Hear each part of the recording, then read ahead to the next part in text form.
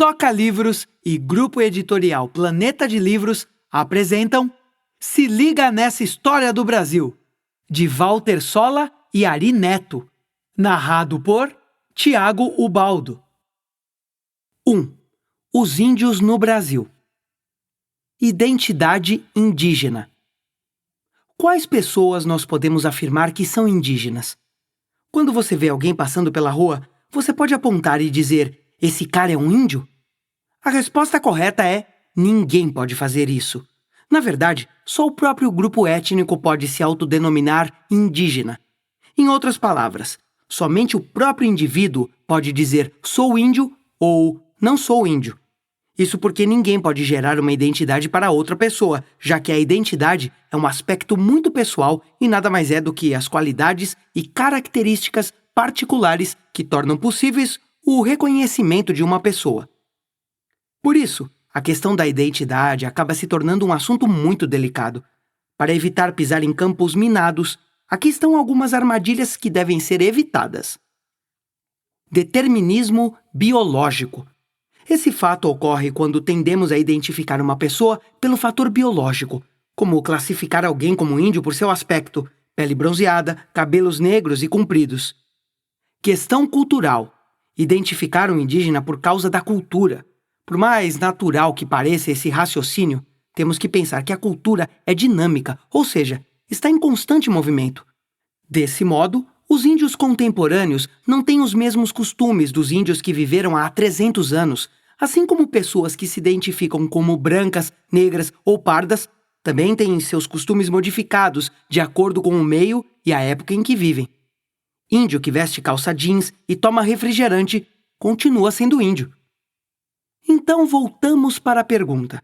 Se não conseguimos identificar o índio pelo determinismo biológico ou pela questão cultural, como iremos identificá-lo? É aí que a questão se aprofunda. Não cabe a uma determinada etnia identificar outra que seja diferente da sua. Cabe à própria etnia se autoclassificar, ou seja, os próprios índios se auto-identificam como tal. Através de que vem essa identificação? Geralmente, através de um sentimento de pertencimento que faz com que os seres se declarem como parte de determinada cultura ou etnia.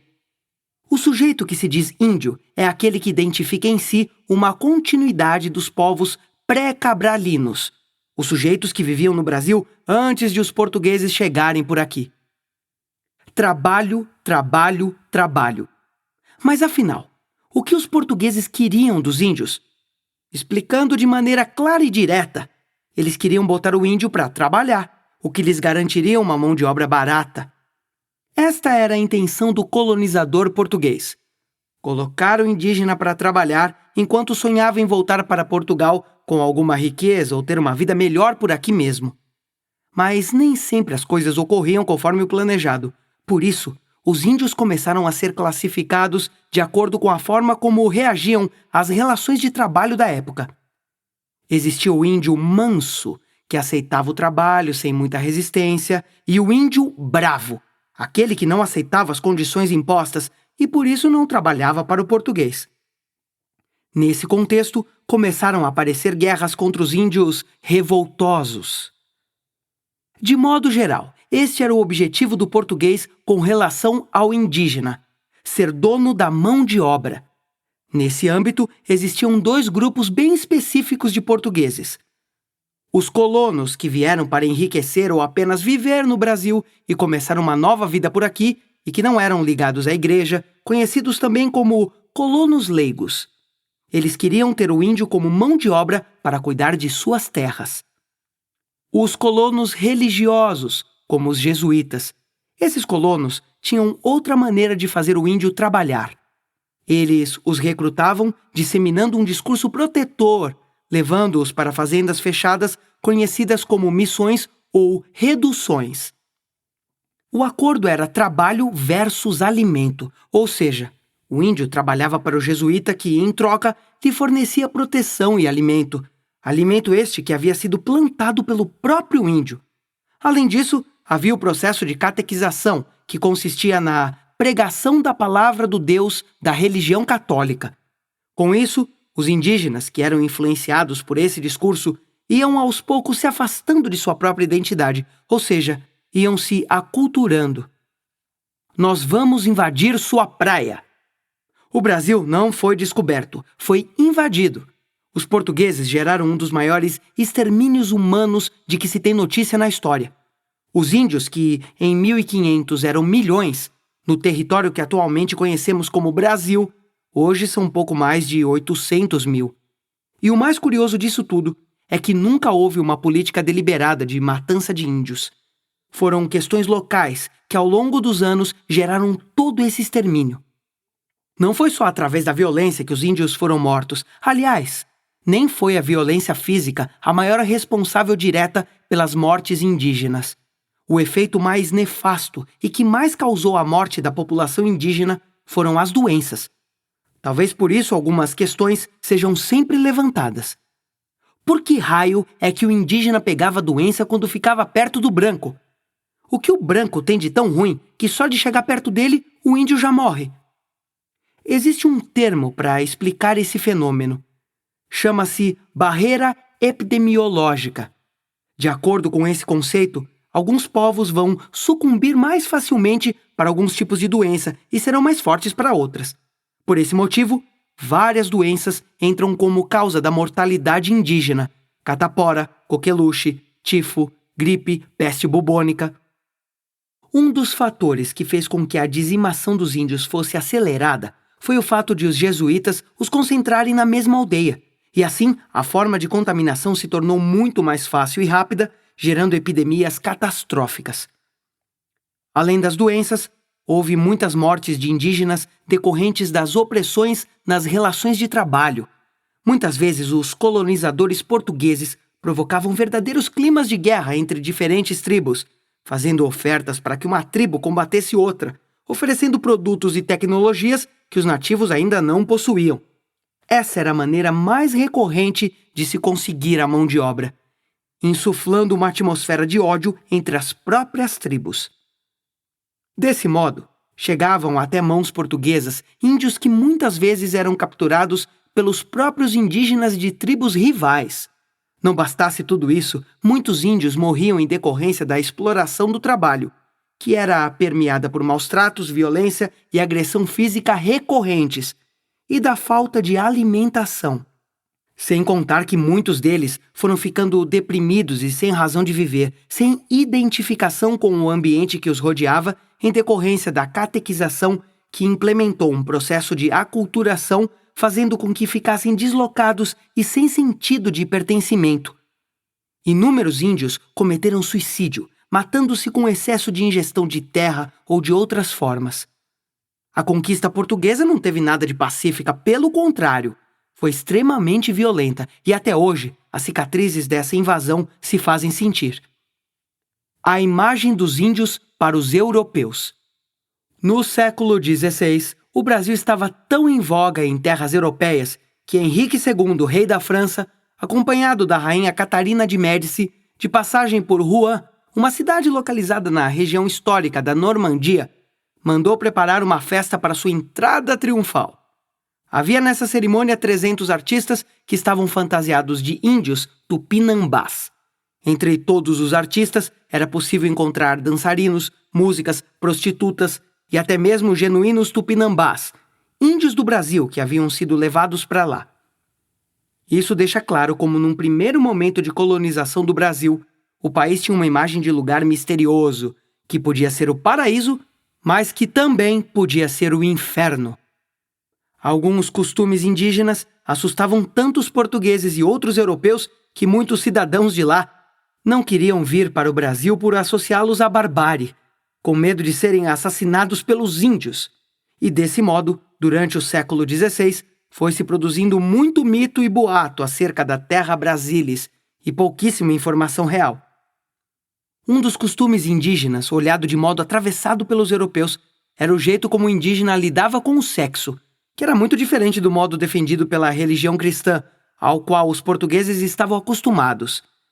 Segundo as tradições da cristandade, as pessoas só podiam fazer sexo depois de se casarem, e por esse motivo, a virgindade era enaltecida. Em contraponto a esses valores, O índio não dava muita importância para a castidade. Para ele, podia-se fazer sexo antes do casamento à vontade. Homens e mulheres estavam liberados para manter relações sexuais. Observando esses costumes, os europeus começaram a criar noções de julgamento. Algumas perguntas começaram a ser lançadas. Como é que nós vamos trazer o índio para a nossa sociedade ocidental? Como é que nós vamos civilizá-los, catequizá-los, se eles têm uma relação tão livre com o sexo? Como é que nós vamos levar o conceito de fidelidade se para muitas tribos esse comportamento não é obrigatório? Como dizer que o casal deve permanecer unido até que a morte os separe, se os índios casam e separam, separam e casam de novo? Para o europeu, esse comportamento era muito inadequado. Na atmosfera religiosa, o estranhamento também era grande. Os europeus eram monoteístas, ou seja, acreditavam num único Deus. Os índios acreditavam em vários. Padre Manuel da Nóbrega escreveu um texto em que discorria sobre a crença dos índios.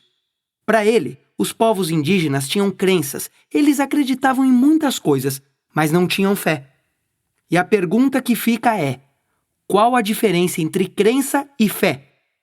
Para o padre Manuel da Nóbrega, crença seria acreditar em qualquer coisa. Sendo assim, o índio poderia acreditar tanto em vários deuses, como também num Deus cristão, como na palavra de Jesus Cristo. Isso não significava ter fé, pois, segundo os conceitos cristãos, a fé era a crença numa coisa só. Mas o maior estranhamento de todos veio na observação dos hábitos alimentares, quando se descobriu que alguns índios comiam carne humana.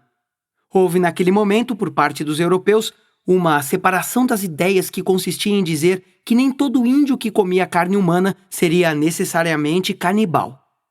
Um exemplo disso foi a distinção entre os índios tupis, que ficavam no litoral do Brasil e só comiam a carne de um índio guerreiro abatido numa batalha, diferente dos índios caribes da América Central, que comiam a carne humana pelo prazer de comer, estes sim considerados autênticos canibais. Os direitos dos índios. Direitos? Que direitos? Com a invasão de Portugal, a população indígena se viu acuada e acabou sucumbindo à dominação dos colonizadores. Subjugados, restaram aos índios duas opções. A primeira delas era aceitar a catequização dos padres, ir para uma aldeia missionária, abandonar seus antigos costumes, trabalhar 14 horas por dia, correndo o risco de pegar uma doença e morrer.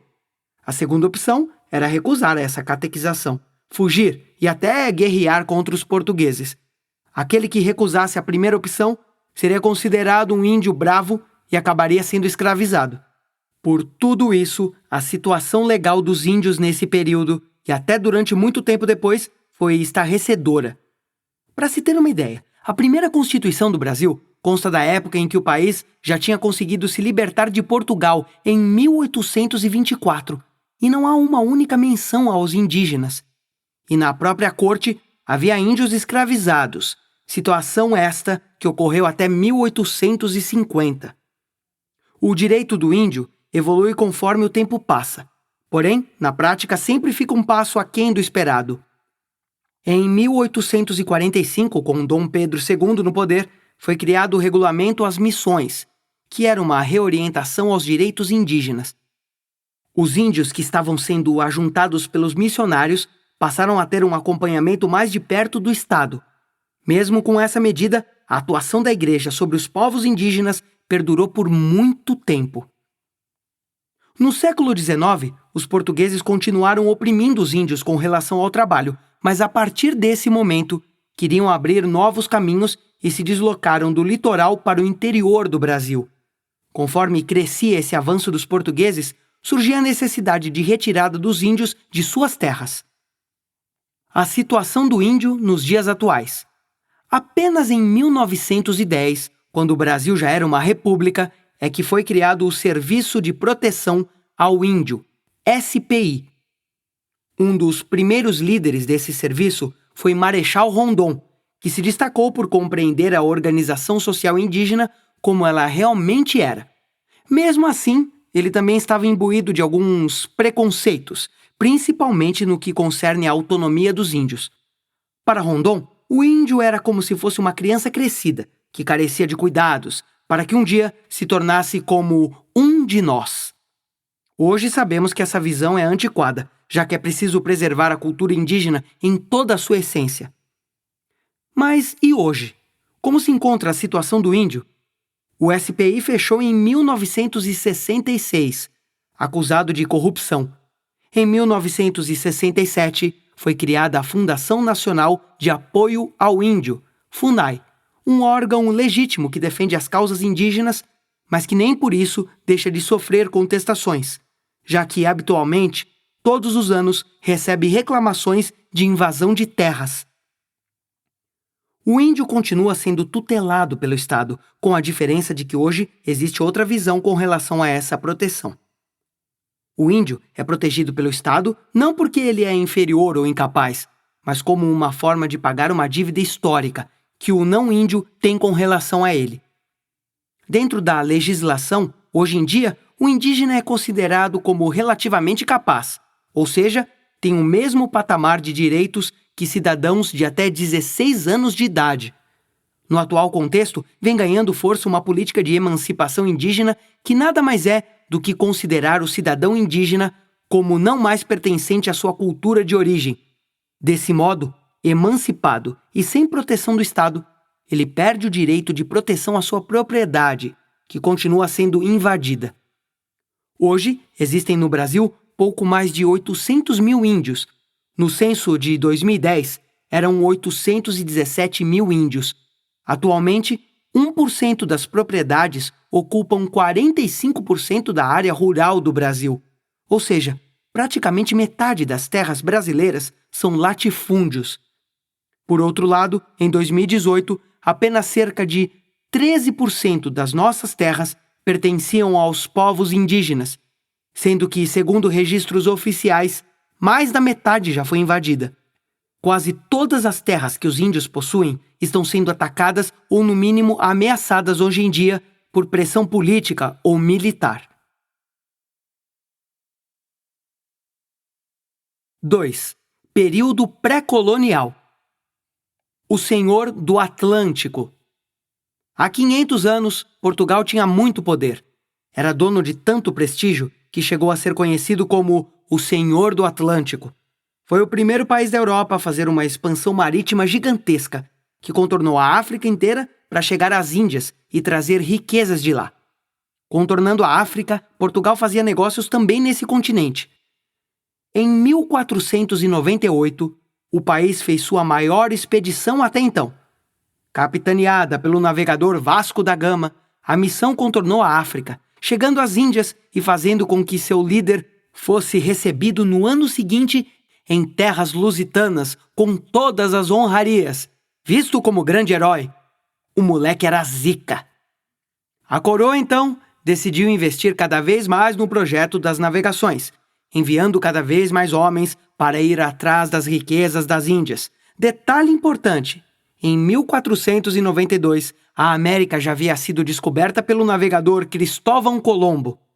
Quem chamou a atenção para o fato de que aquelas terras eram, sim, novas e com um potencial de riquezas a serem exploradas foi Américo Vespúcio, o que fez com que o continente inteiro fosse batizado de América em sua homenagem. Eis que no ano de 1500, o almirante Pedro Álvares Cabral começou a fazer sua viagem com uma frota grandona e culminou com a chegada no Brasil. Você sabia? Apesar de ser descrito em muitos livros de história como o descobridor oficial do Brasil, Pedro Álvares Cabral não foi o primeiro navegante a pisar nestas terras. Outros visitantes já haviam chegado por aqui antes, sendo o mais notório deles Vicente Pinzon, que, segundo relatos oficiais, desembarcou no litoral do Brasil em janeiro de 1500. O descobrimento. Colombo descobriu a América em 1492. Logo após essa expedição, ele retornou ao velho continente e contou a novidade, a de que havia descoberto terras para a Espanha. Nesse momento, alguns reis da Europa foram discutir com o Papa Alexandre VI para saber quem ficaria com a nova terra descoberta pelos espanhóis. O Papa então decidiu, através de um documento chamado Intercoetera, que quase a totalidade dessas novas terras ficariam com a Espanha. Foi aí que Portugal entrou reivindicando a parte que lhe cabia, de modo que, em 1494, foi criado o famoso Tratado de Tordesilhas. O tratado definia como linha de demarcação o meridiano 370 léguas a oeste da ilha de Santo Antão, no arquipélago de Cabo Verde. Essa linha estava situada a meio caminho entre essas ilhas, de domínio português, e as ilhas de Caraíbas, descobertas por Colombo, dividindo as novas terras do planeta entre portugueses e espanhóis. Apesar de ter sido contestado internacionalmente e ter acelerado o processo bélico de várias disputas por terra, o Tratado de Tordesilhas parece ter sido um belo empurrãozinho para a saída de Pedro Álvares Cabral de Portugal no dia 9 de março de 1500. A expectativa era de que sua tripulação fosse em direção às Índias, porque lá era onde estavam alguns dos produtos mais valorizados pelos europeus da época e que, vistos hoje em dia, não passam de um monte de temperos como pimenta e noz moscada. Porém, segundo a versão oficial, a embarcação pegou um desvio dito acidental e, em vez de ir para o sul da África, uma ventania fez com que o navio se desviasse 1000 quilômetros da rota original, chegando ao sul da Bahia. E quem não tem senso de direção é a gente, quando erra o ponto da parada do ônibus. Quando Cabral chegou ao Brasil no dia 21 de abril de 1500, ele não pisou em terra firme, acontecendo a mesma coisa nos dias seguintes. Foi só no dia 25 de abril que o navegador conseguiu realmente desembarcar e ficou na região da Coroa Vermelha, perto de Porto Seguro. Em 26 de abril, foi realizada uma missa e nos dias consecutivos os portugueses ficaram em terra firme procurando matérias-primas, alimentos e água para reabastecer o navio. No dia 1º de maio, retornaram para Portugal.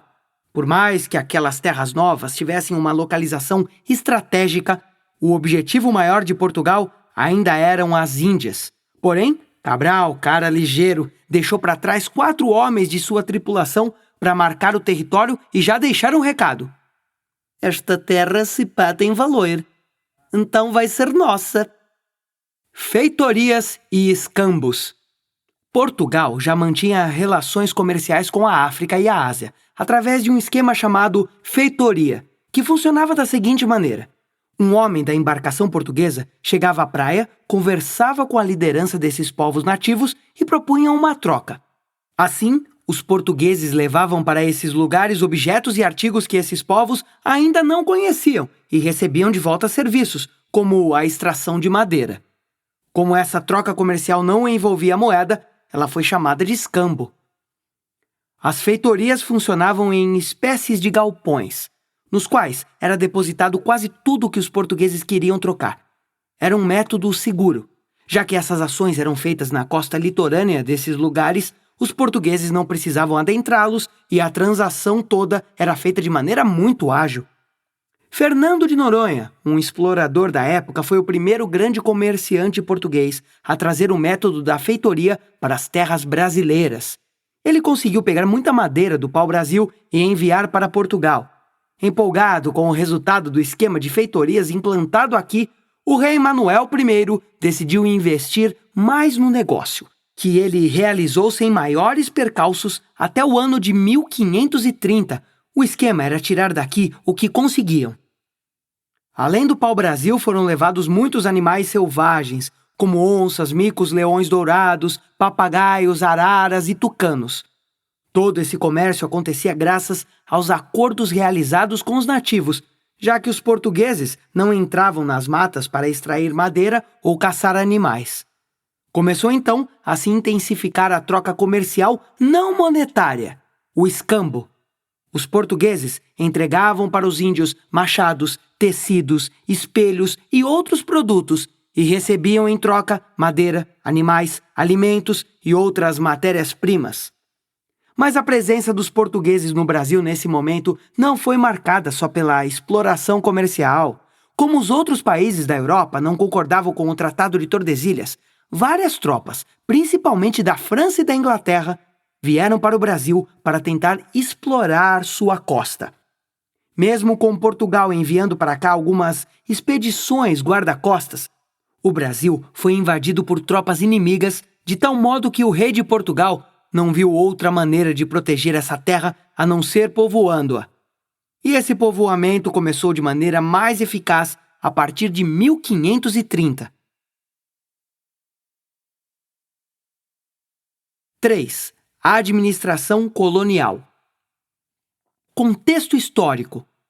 Com as sucessivas tentativas de invasão por parte principalmente da França e da Inglaterra às terras brasileiras, o rei de Portugal, Dom João III, conhecido como o colonizador, passou a investir de maneira mais incisiva na colonização do Brasil pelos portugueses e incumbiu a Martim Afonso de Souza a missão de ocupar as terras brasileiras com cidadãos lusitanos, utilizando-se do mesmo estratagema de povoamento ao qual Portugal já estava habituado e tinha feito nas ilhas do Atlântico, nos arquipélagos de Açores e Madeira, a plantação da cana-de-açúcar.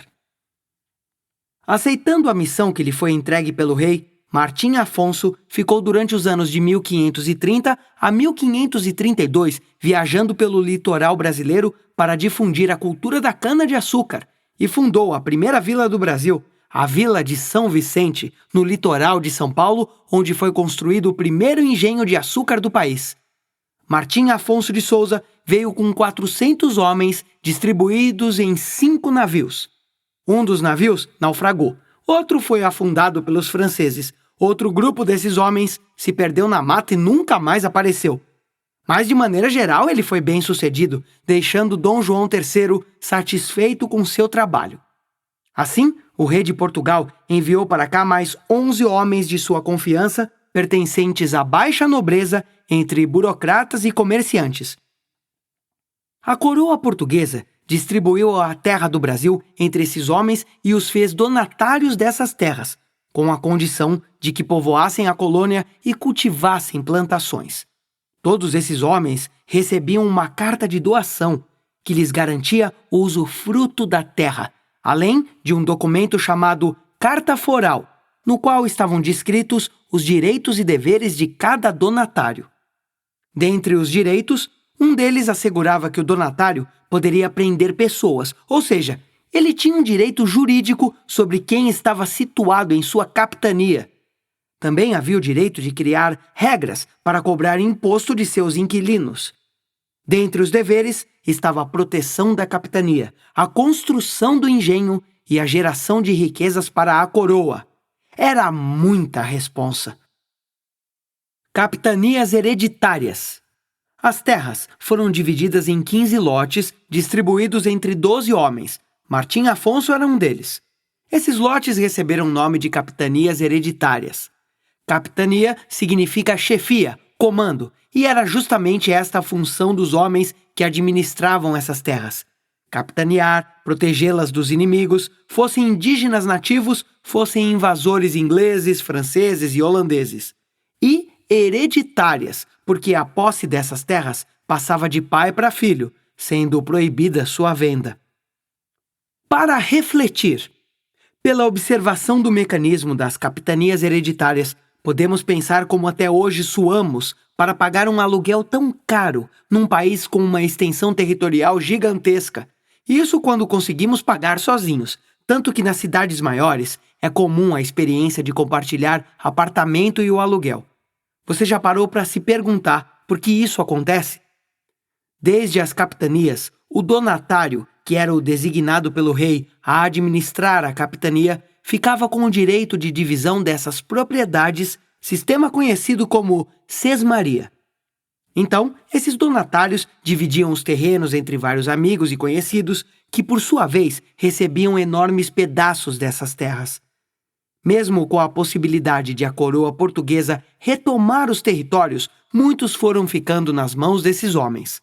Com a possibilidade de extinção das capitanias, o que só se concretizou em 1754 com a atuação do Marquês de Pombal, vários homens que já ocupavam esses terrenos acabaram efetuando sua compra por um preço muito baixo.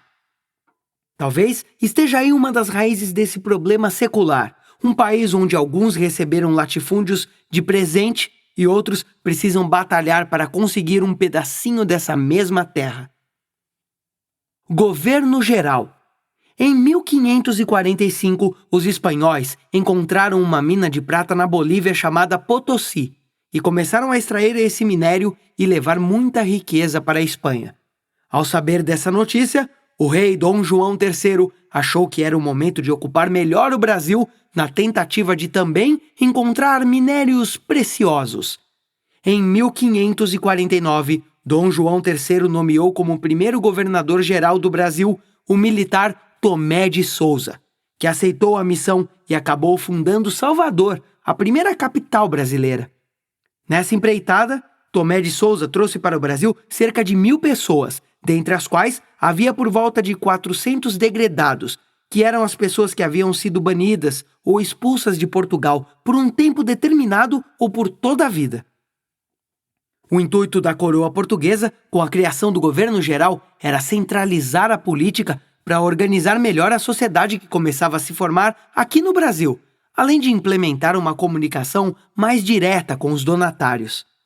Outros cargos e funções surgiram a partir da figura do governador-geral.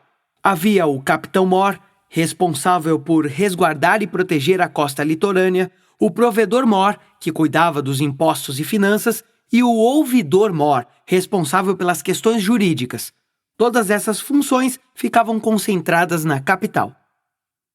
Setores administrativos. De maneira geral, existiam 3 setores principais. 1. O setor militar, responsável pela proteção da colônia, também dividido em 3 partes. A ordenação da linha ou tropa de linha, composta por soldados portugueses, a milícia, composta por brasileiros recrutados e não remunerados, e, por fim, as ordenanças, que eram o contingente de todos os homens de 18 a 60 anos de idade, que não eram necessariamente recrutados, mas poderiam ser convocados a qualquer momento em caso de necessidade. 2. O setor geral, responsável pela administração da colônia. Nesse setor, havia um juiz, que poderia ser de fora, por isso chamado de juiz de fora, nomeado pelo rei, ou poderia ser um juiz ordinário. Além dele, havia um procurador e 3 vereadores que chegavam ao poder através de uma eleição indireta, conhecida como eleição do pelouro. Esses vereadores eram indicados pelos homens bons, que eram os homens brancos, que atendiam aos interesses dos portugueses. 3. O setor fazendário, responsável pelas finanças e pela cobrança do principal imposto arrecadado pela coroa, o dízimo recebido pela igreja. O rei de Portugal, através de um costume chamado padroado, cobrava o dízimo. Existia todo um esquema organizado da fazenda para cobrar esse dinheiro. Aliás, a parte da administração colonial que mais funcionava era a fazendária. O setor fazendário podia cobrar os impostos em espécie, e isso acabou se tornando complicado. Para uma população que vivia do plantio, trocar sua colheita por dinheiro muitas vezes não era uma tarefa fácil. Ter notas em espécie poderia facilitar a vida do rei, de alguma maneira. Mas, por outro lado, também não era vantajoso para a monarquia, visto que muitos colonos não conseguiam trocar aquele produto por notas, e isso acabava gerando menos lucro para o próprio rei. Você sabia? Em 1572, Portugal dividiu o Brasil entre norte e sul para tentar melhor administrar a colônia. A ideia não deu muito certo, e em 1578 a coroa voltou atrás. Em 1602, Portugal estava anexado à Espanha numa união que ficou conhecida como União Ibérica. Então, nesse ano, o Brasil foi dividido de novo. Em 1612, voltou novamente à sua junção territorial anterior.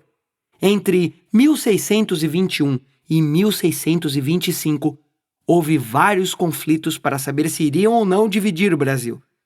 Até que entraram num acordo e dividiram entre Estado do Brasil, que ficava com as terras do lado do sul, e Estado do Maranhão, que englobava as terras do norte. Dessa vez, o Brasil só iria se agrupar territorialmente de novo no ano de 1775, no governo do Marquês de Pombal. Desde então, o Brasil assumiu essa configuração e está unido, pelo menos territorialmente, né? 4. Economia do açúcar. Fatores favoráveis. Por volta de 1530, os negócios de Portugal nas Índias começaram a minguar. Então, fez-se necessária uma alternativa econômica. A cana-de-açúcar não era o produto mais valioso da época, mas seu cultivo tinha suas vantagens. O solo brasileiro era adequado para sua cultura e os portugueses já sabiam como fazê-lo, já que tinham experiência com a produção de açúcar nas colônias dos arquipélagos de Madeira e Açores e também em Cabo Verde. Os colonos que investiram no negócio da cana-de-açúcar visitaram as principais cidades da época, observaram seus movimentos, o que estava acontecendo e perceberam que o mercado do açúcar estava em alta. A demanda era altamente favorável. Muita gente queria comprar açúcar e pouca gente plantava açúcar. Não havia perspectiva de mudança da economia no longo prazo. Além da experiência com a plantação de canas nas ilhas do Atlântico, outro fator que contribuiu no negócio do açúcar foi a presença de investidores holandeses interessados em aplicar sua fortuna no Brasil. E por fim, os colonos encontraram no Nordeste um solo muito fértil e um clima favorável, uma ampla faixa litorânea que ia de Pernambuco até a Bahia e chegava a se estender pelo Espírito Santo e até mesmo em São Paulo, no Sudeste. Plantation. De modo geral, a produção de açúcar utilizava o método conhecido como plantation. Tinha 4 características bem definidas que explicam muito do que foi a economia colonial. 1. Latifúndio. Grandes propriedades rurais pertencentes à aristocracia, constituídas de terras não cultivadas, ou, no caso da plantação de açúcar, de áreas onde se pratica pelo menos um tipo de cultura. 2. Monocultura. Sistema de exploração do solo com especialização em um único produto, no caso a cana-de-açúcar. 3. Trabalho escravo. Muitos escravos trabalhavam em média 16 horas por dia em condições de maus tratos e, por isso, tinham uma expectativa de vida baixíssima. 4. Economia extrovertida. Produção voltada para a exportação. A cana produzida aqui era quase toda vendida para os europeus, principalmente os holandeses. Formação de uma sociedade. O dono de toda essa estrutura passou a ser conhecido como Senhor de Engenho, e ele detinha as maiores regalias da época. Cada engenho possuía total autossuficiência.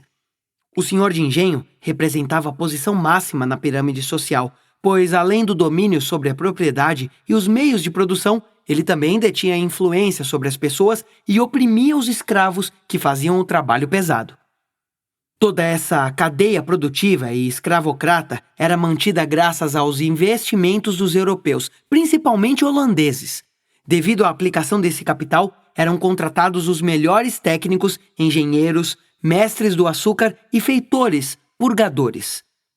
Todos esses profissionais eram bem remunerados. O mesmo não acontecia com os profissionais ditos de baixo escalão, como barqueiros, vaqueiros e pedreiros, que ainda assim eram remunerados e livres.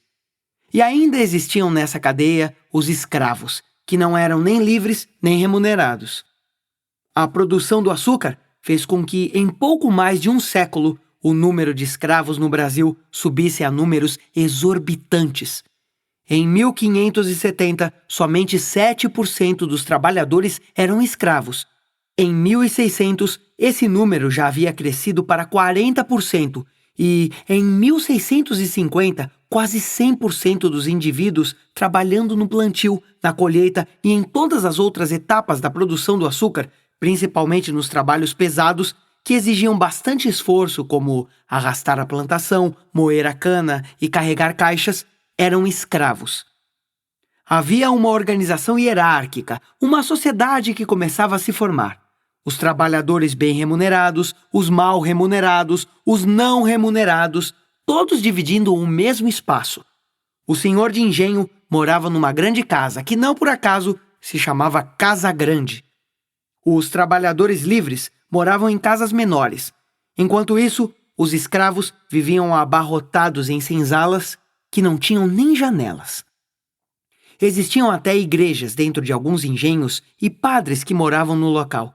todos vivendo no mesmo lugar, cultivando hábitos e criando uma rotina que muitas vezes ficava limitada àquele ambiente sem precisar sair dali.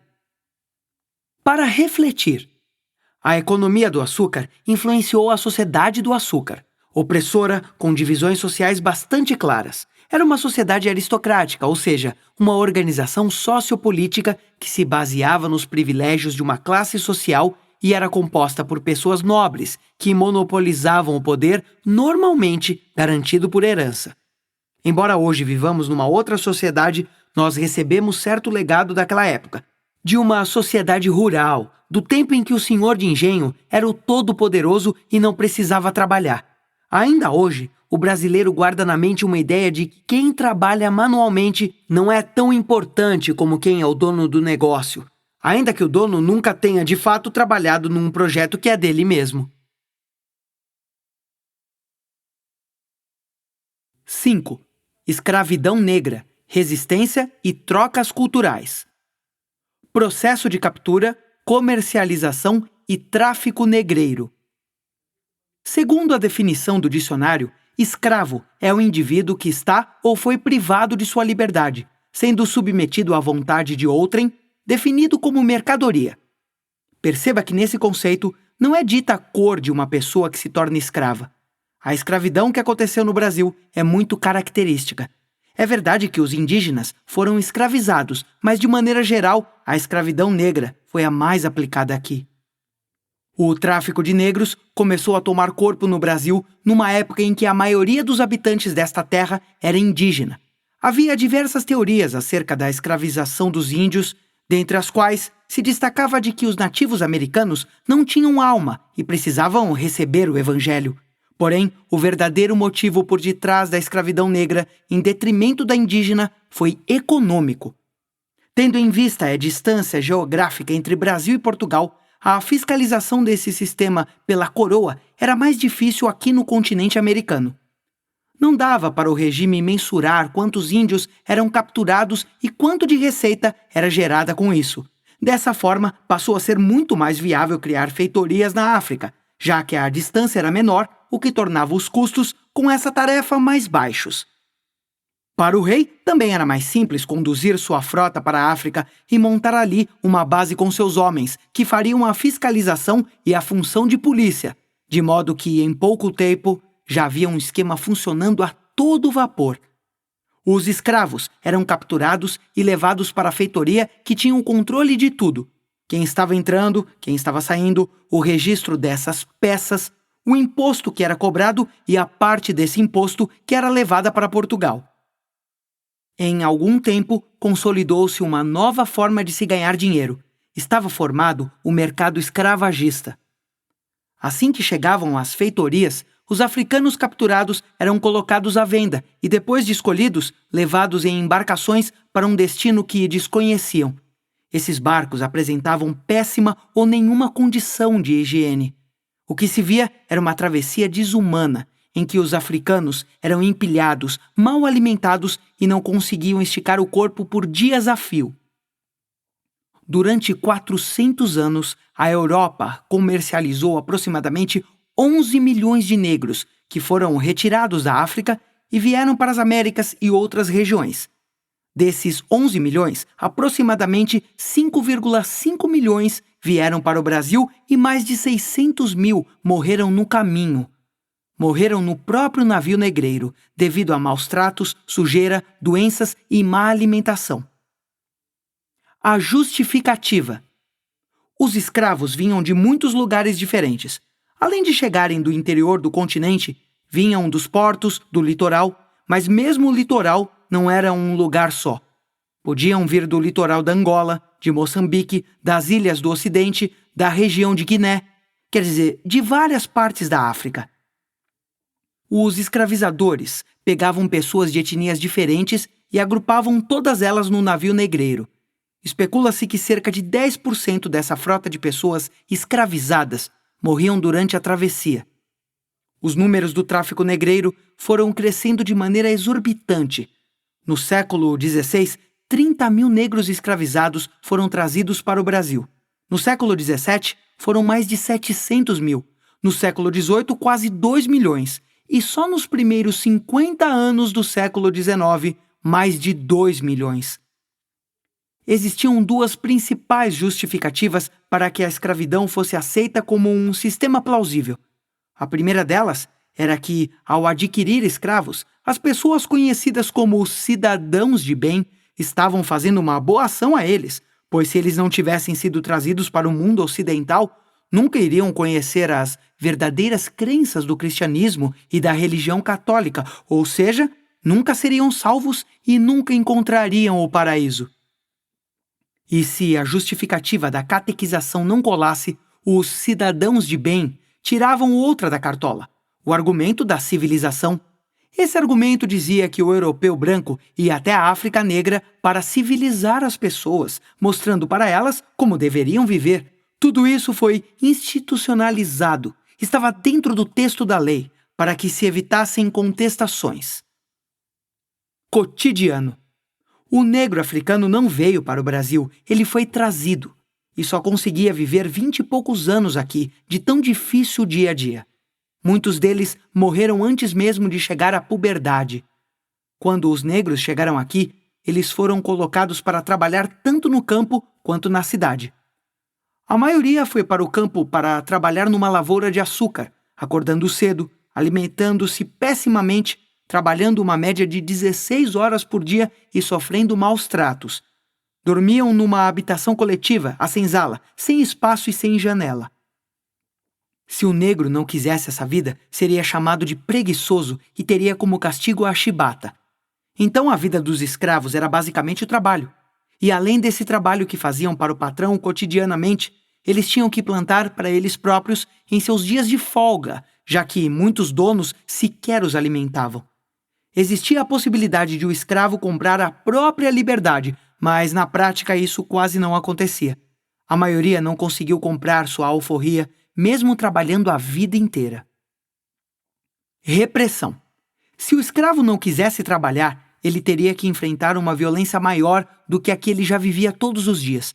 Os proprietários de escravos podiam usar a chibata, a palmatória, prender no tronco, no pelourinho, podiam colocar a máscara de Flandres, que era uma máscara só com 2 furos para o negro respirar. Mas aí ele não podia mais comer e beber. Em decorrência disso, as vítimas ficavam dias passando fome e sede. Até pena de morte acontecia. Enforcamento, morte por chicotada. A maioria dos negros não conseguiu mudar sua condição de vida porque havia estratégias que os senhores de escravo criavam para não os perder. Se eles fugiam, o capitão do mato, que era um empregado que conhecia muito bem a região ao redor, os capturava.